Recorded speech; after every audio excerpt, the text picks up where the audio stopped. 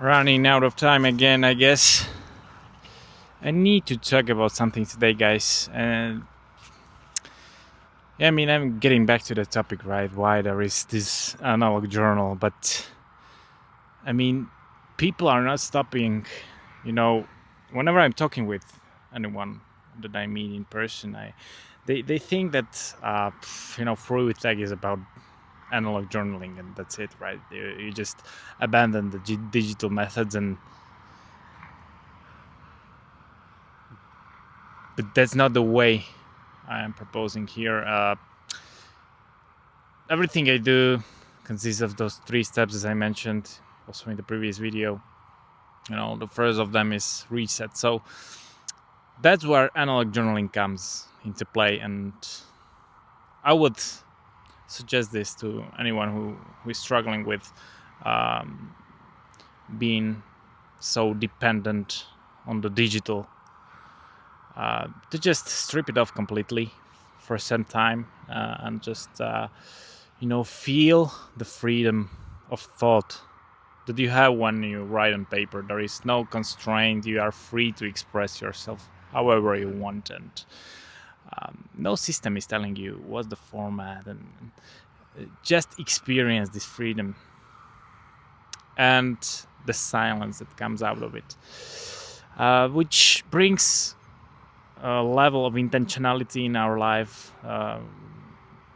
which then helps us reintroduce those digital tools into our lives and start over. But this time it's a totally different way of using the digital tools, right? It's so much more clear, and freewithtech continues here. It's not that it stopped in the analog world. It's this full circle: reset, reclaim, and then optimize at the end. So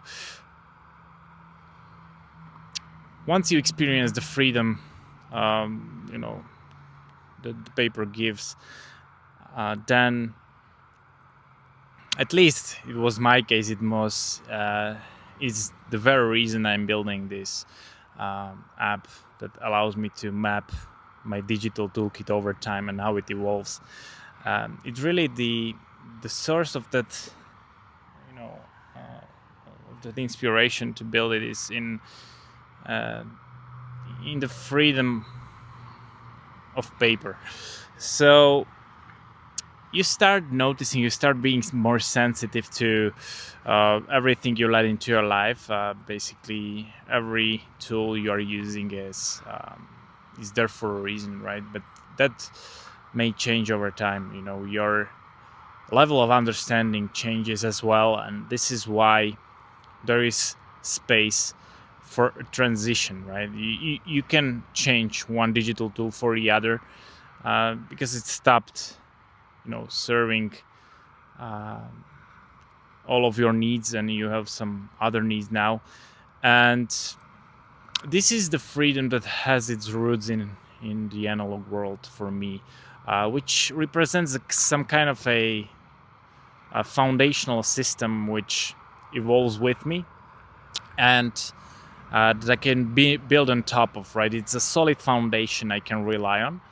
So this is what the analog world represents in my eyes, right? It's really this stone, that's is rock solid. I can rely on that system, and nobody influences it. It's just me.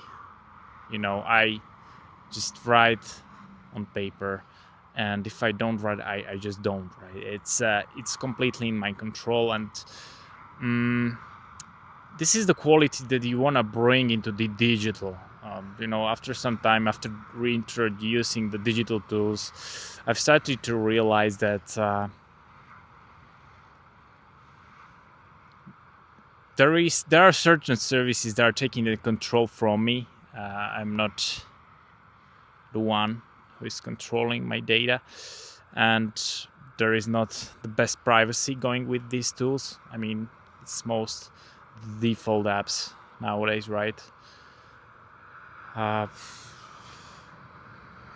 and I had to get rid of them, which is why I've decided to really start building this other tool. I would be really curious, guys, to see what you think about it. But it's just about me being able to map the surface of my digital dependencies, basically. My digital toolkit is represented by different apps and services that I'm using in my day-to-day life, and this app is a place where I have this awareness, right, of those dependencies, and it just shows me the current status of it, of my commitments to in the digital world. And this high-level overview basically lets me to think from distance, think strategically about those commitments. So, and I've been saying this in these videos.